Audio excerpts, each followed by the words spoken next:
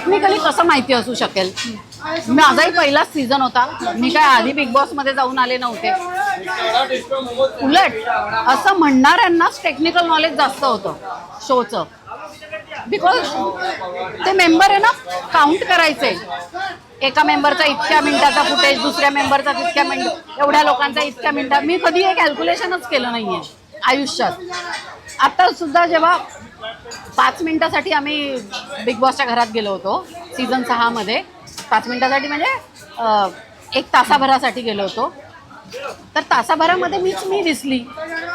Because तो माझा nature आहे, मी मार्केट खाते लोकांचं, स्वभाव येतो आपला, आपल्याला जन्मजात आपण तसेच आहोत. तेव्हा पण बोललं जायचं ना, तेव्हा पण बोललं पण जायचं. मग हे बघा, माझ्यासाठी वेगळे कॅमेरा सेटअप केलाय का बिग बॉसने? नाही ना. जर 100 कॅमेरे माझ्यासाठी आहे तर 100 कॅमेरे त्यांच्यासाठी पण होते. ओके, जर मी बिग बॉस मध्ये तर तुम्ही बिग बॉस मध्येच होतात.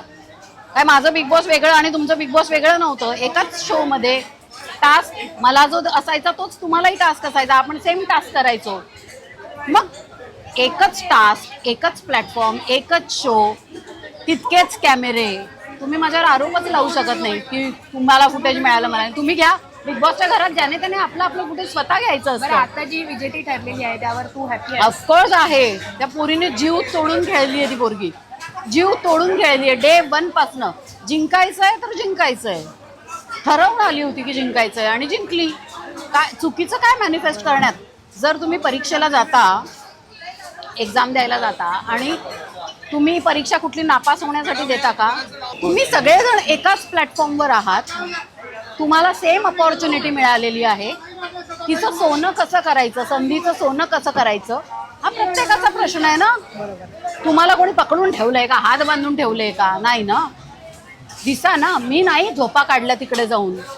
ब्लँकेटमध्ये सतत नसायचे मी सतत जागी असायची. मला तर रात्री पण झोप नाही यायची. सतत डोक्यामध्ये उद्या याची भाजी करायची, म्हणजे जेवण काय बनवायचं आहे त्यापासून डोक्यात चालू असायचं. कारण राशन लिमिटेड असतं ना. सो मी रात्री झोपताना पण विचार करायची की उद्या आपण काय बनवूया की सगळं पटपट बनेल, सगळ्यांना होईल. कारण उद्या टास्क पण करायचा आहे, जेवण पण बनवायचं आहे. सो टास्कही करायचा आहे, जेवणही बनवायचं आहे.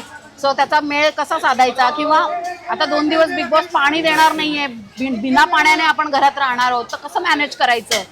सो मलाही तोच मेंदू दिलाय जो तुमच्या डोक्यात आहे.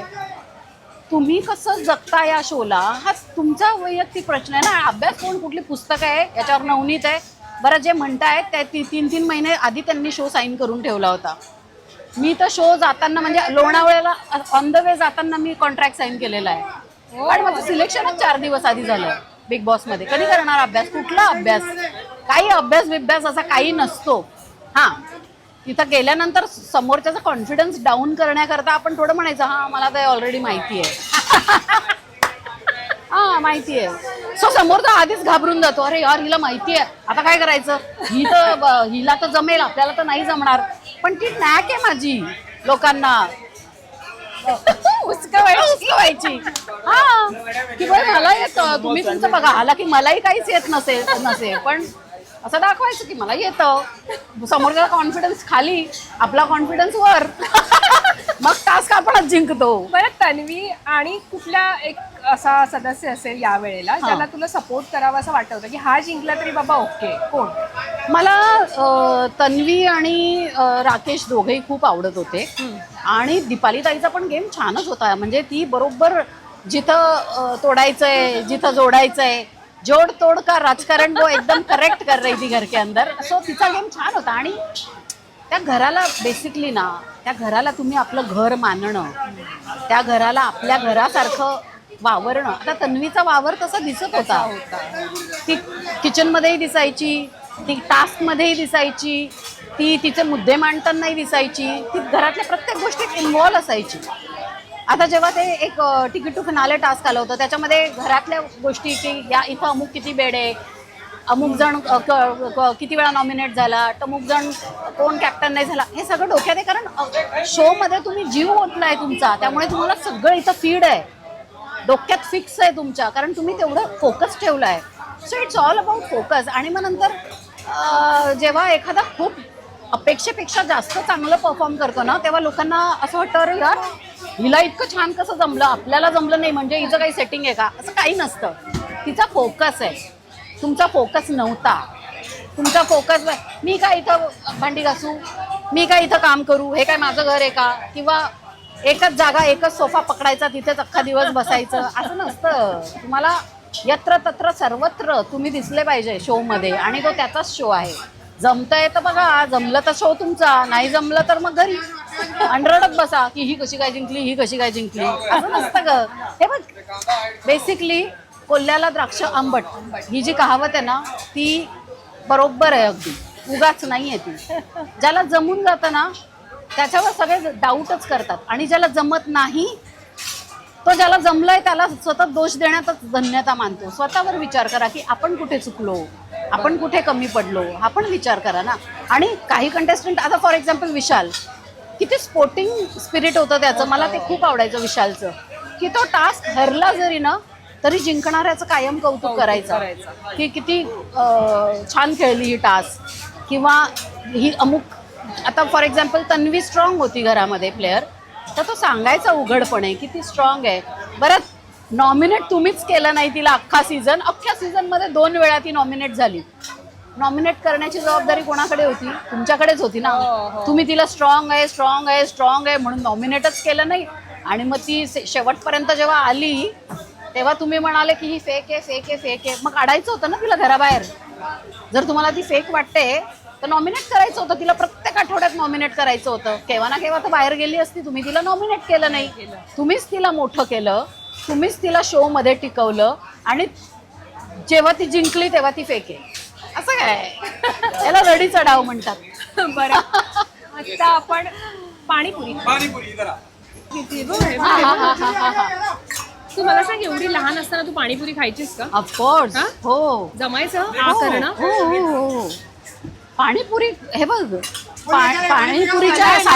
पाणीपुरीच्या साईजचं तोंड करायला नाही जमलं तरी ती तोडून मोडून कशी करून आत घुसवायची, पण पाणीपुरी खायची.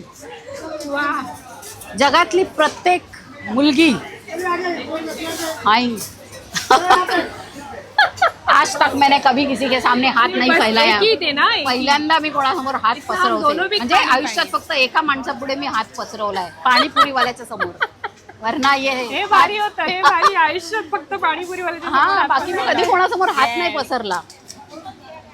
बघ, बरोबर आहे का?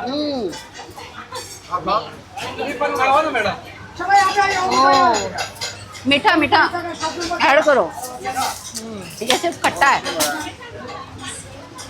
मीठा, हाँ. वाह.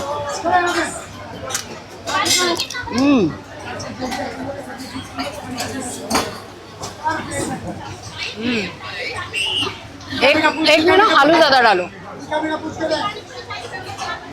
मी 5 पाणीपुऱ्या पण वेगवेगळ्या पद्धतीने खाल्ल्या. एक पाणीपुरी दुसऱ्या पाणीपुरीशी नेहमी अलग असली पाहिजे. वाह.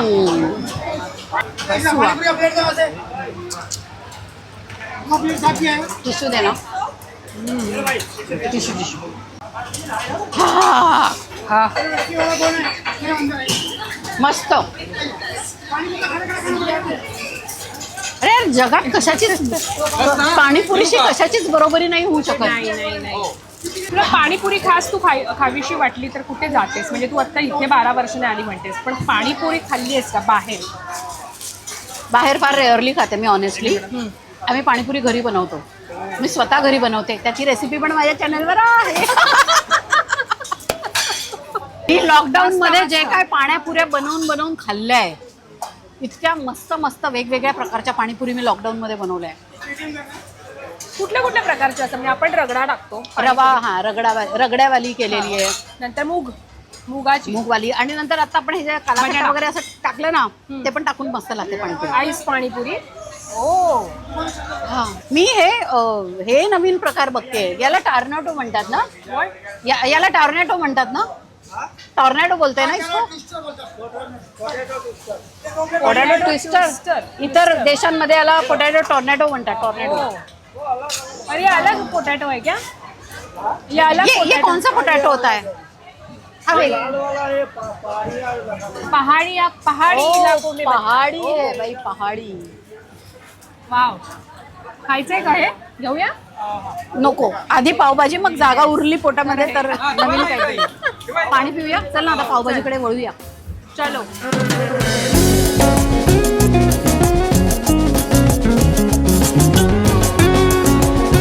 ज्याचा सुगंध मला जगू देत नाहीये इथं आल्यापासनं. साधारण महिन्यात किती वेळा पावभाजी बनवते? आमच्याकडे महिन्यात ना एखाद वेळेस तर घरी पावभाजी बनतेच बनते, 100% बनते. आणि मी स्वतः खूप मस्त पावभाजी बनवते, मला छान पावभाजी बनवता येते.